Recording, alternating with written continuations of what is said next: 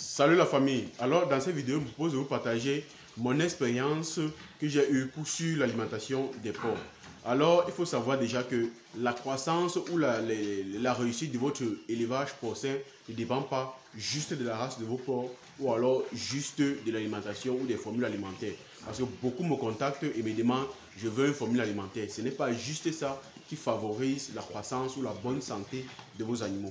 Dans cette vidéo, je me propose de vous partager deux astuces ou alors deux façons de nourrir les porcs qui m'ont été salutaires et que j'ai partagé dans les membres de la communauté et eux-mêmes ils ont vu le potentiel de ces deux méthodologies.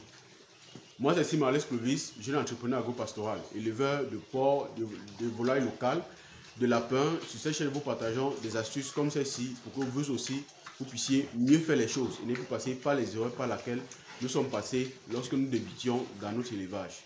Vous savez, la Chine est le plus gros producteur de porc au monde.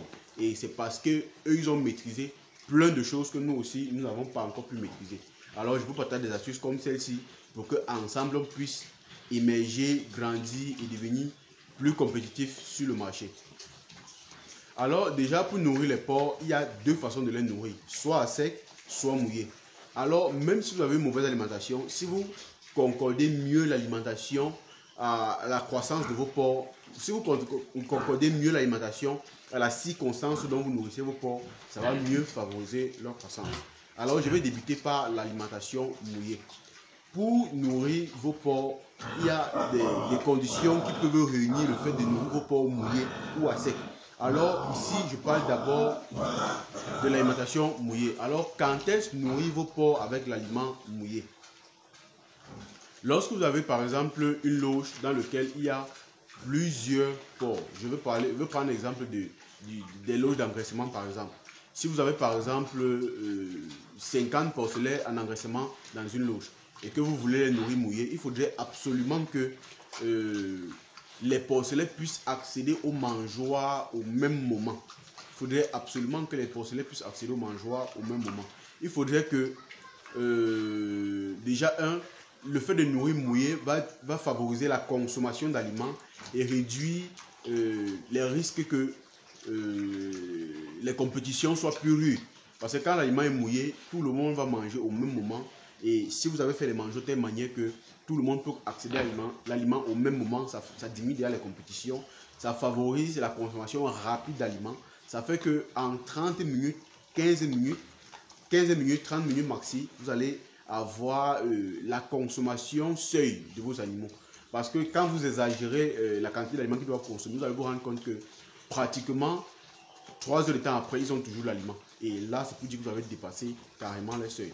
L'autre avantage de nourrir mouillé, c'est que quand vous nourrissez mouillé, vous pouvez facilement déceler les cas de maladie. Pourtant, quand vous le faites à sec, c'est un peu difficile. Donc, quand vous nourrissez mouillé, c'est facile de déceler les cas de maladie. Parce que quand l'aliment est mouillé, le porc a tendance à mieux la consommer. Et pour nourrir mouillé, il faudrait mettre l'eau comme vous voyez dans cette vidéo. Donc, que l'aliment soit suffisamment liquide. Que ce soit suffisamment liquide pour favoriser la consommation. Et ici, il faudrait le faire généralement avec des sons ou alors des aliments qui sont un peu fins. Parce que quand plus c'est fin, plus ça forme de la boue et moins le porc a tendance à trier l'eau de l'alimentation même. Mais quand c'est trop, quand les particules sont trop gros, ça favorise la séparation des nutriments et ça fait en sorte que vous allez voir facilement l'eau à part et les éléments constitutifs ou alors les ingrédients de l'alimentation à part. Donc ici, je vous recommande que si vous voulez nourrir mouillé, il faudrait avoir aussi une alimentation qui est presque fin pour que l'aliment soit sous forme de boue pour favoriser la consommation et faciliter aussi la consommation. Alors pour nourrir mouillé, comme j'ai dit tantôt, ça limite les problèmes de maladie, ça favorise la croissance. Et ici, vous allez noter que pour aussi nourrir mouillé, il faut aussi tenir compte de la construction du bâtiment. Si vous faites des bâtiments sans pipette, vous êtes obligé de nourrir mouillé.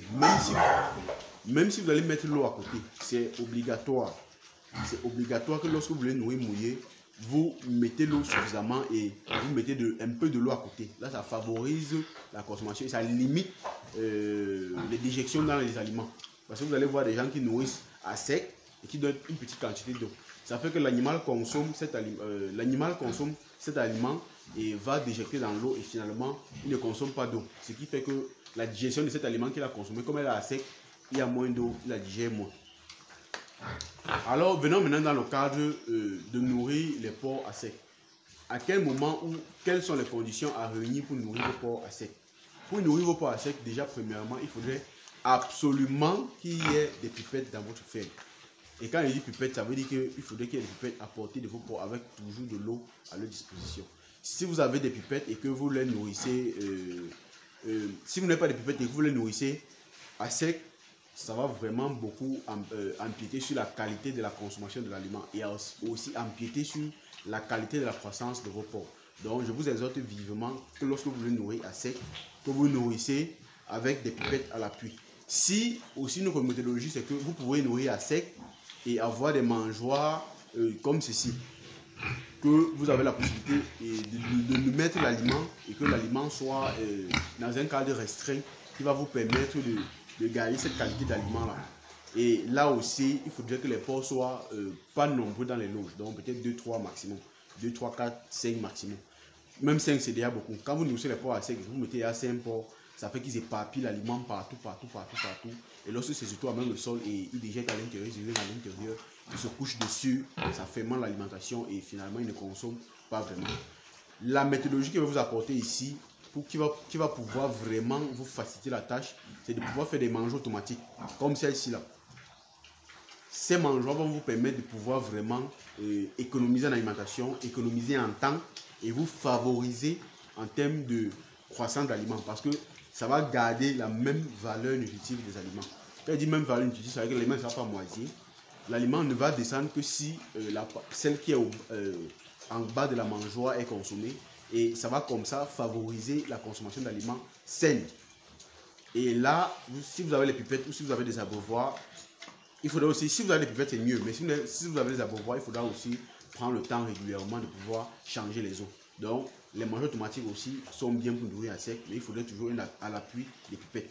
L'avantage des mangeoires automatiques, c'est que le porc ne pourra pas éparpiller l'aliment au sol, ne pourra pas déjecter dessus, et ce n'est que sa tête qui peut entrer dans la mangeoire pour pouvoir consommer l'aliment qui est là. Donc, ça va aussi favoriser la consommation de l'alimentation saine.